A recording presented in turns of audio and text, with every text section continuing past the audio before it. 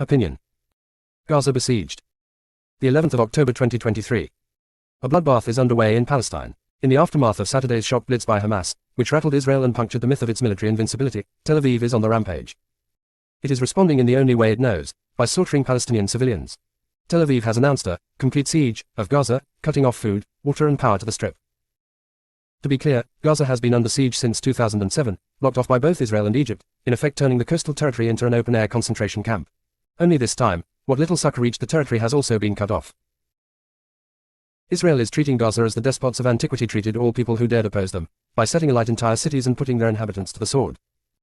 The civilian toll on both sides is indeed tragic, and heavy casualties have been reported. The Palestinian fighters should ensure that no civilians are harmed in their operations. Of course, no such mores can be expected from the Israeli side, as Tel Aviv's defense minister has said they're fighting human animals.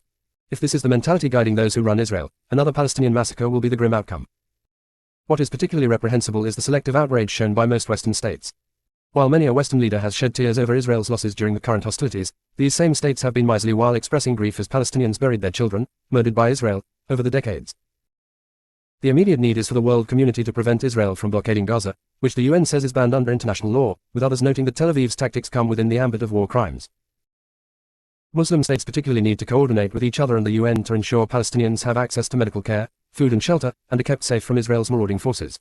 But for there to be long-lasting peace in the Middle East, the Palestine question needs a just resolution. For 3/4 of a century, the sons and daughters of Palestine have either been in exile, wandering in foreign lands in search of shelter, or have been brutalized as prisoners living in their own land. The endless Nakba must end.